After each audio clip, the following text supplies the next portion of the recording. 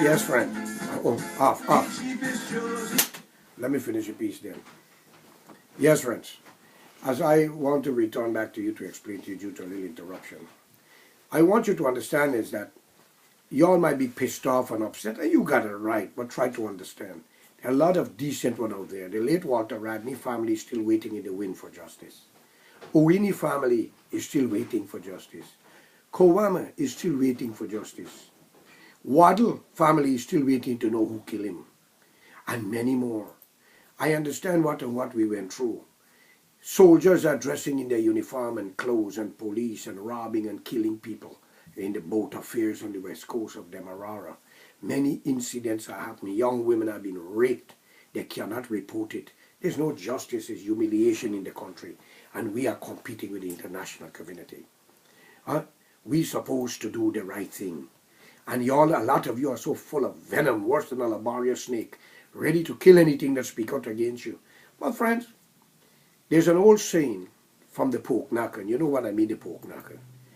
Only foolish dogs bark when tigers are wrong, when they got puppies.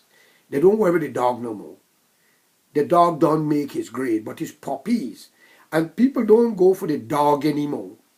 They follow the puppies and the fleas. So if you mess with people on, just learn you can't run no more too much in the world and hide. They're going to find you, or they're going to get yours. You can change your name with a deep hole, but you can't change your voice, nor your personality, nor your face. So think of it. It's not a threat, but it's a message which is considered a serious message to all of you. The world changes, man, thanks to the United States of America with the late Ronald Reagan. That dictator started to run and hide. The Shah of Iran. And with George Bush, with Saddam, was hanged publicly for people to see. And in Libya, Gaddafi was gunned down in a gutter. And many, many, many more that I wouldn't mention to you. And if you believe that Africa can accept you being your black, you got a lot going for you. Dream again. And if you believe India want you, go and try it. Maybe for a scholarship. I urge both of you. Guyana is the country where you were born, and do what is right in it for yourself and your family and uplift the country. Stop disrespecting and dishonor each other. Stop robbing and lying and thieving from each other.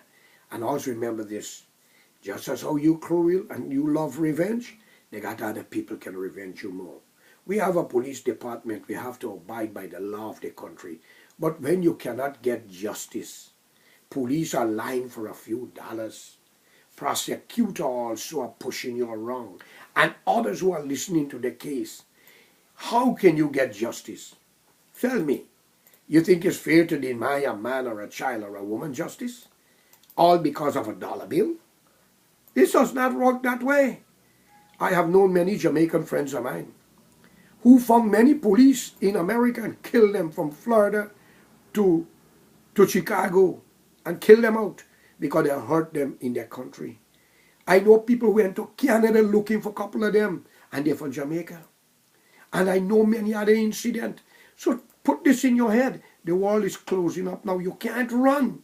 So if you believe in the teaching of your Ramayana, the Holy Quran and the Bible, and you believe in your God and you want salvation, you better start now. Start. So I call upon APNU.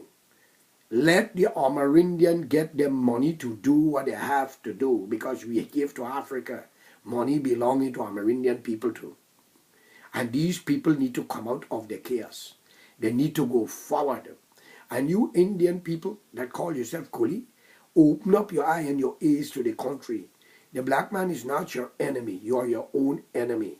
Because you pay the stronger one to take advantage of your own brothers and sisters when they speak out against you.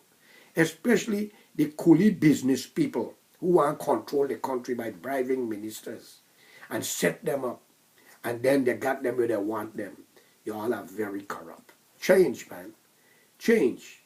Because we all have to depart one day.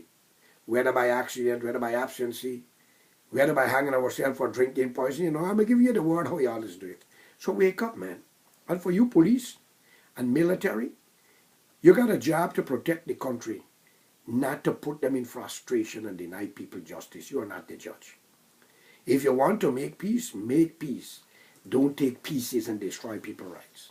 It will turn against you. That's all I can tell you for now. You understand? So, my brothers, the most I can ask you for, I will play the little more calypso here now, which I would ask my friend over here to press that button so you can hear it. And I want you to analyze this song from the great Mighty Sparrow. Please put on the radio for me, sir. This is about what happened in Trinidad and what happened there and the cost of living. Well, I would drink some wine in terms of the difference of the blood that Jesus lost. And before he died, when he drinks with his disciples, wake up for a better Guyana. Choose your leader rightfully. Looking forward.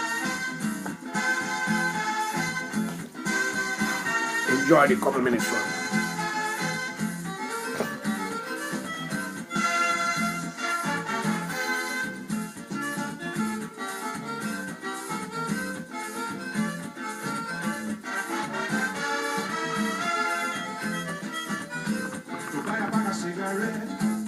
Leave you with a hole in your wallet, and money is so hard to get.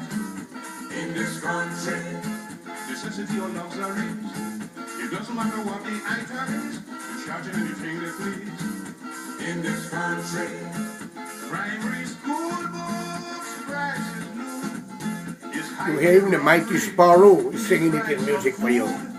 Everything gone up. From school books to medical to everything. Here, politicians, corrupt people.